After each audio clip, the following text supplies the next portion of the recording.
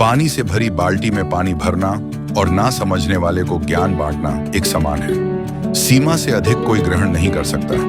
हर मस्तिष्क की एक सीमा होती है। साथियों, जिस प्रकार हर वस्तु और हर बर्तन की अपनी सीमा होती है, उसी प्रकार हर व्यक्ति के सोचने समझने की भी एक सीमा होती है। वह कोई भी बात या कोई भी घटना अपनी समझ और जानकारी के अनुसार समझता है और ग्रहण करता है।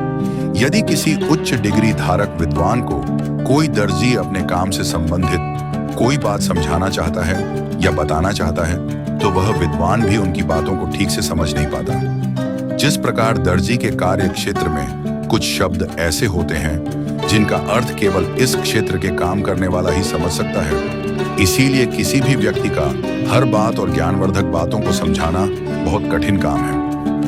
कुछ लोग ज्ञान की बातों और संदेशों को व्यर्थ समझते हैं। जिस प्रकार किसी बर्तन में एक सीमा तक ही पानी आता है, उस सीमा के बाद वह पानी बाहर फैलने लगता है। इसी प्रकार हम सभी की समझने की और ग्रहण करने की एक सीमा होती है।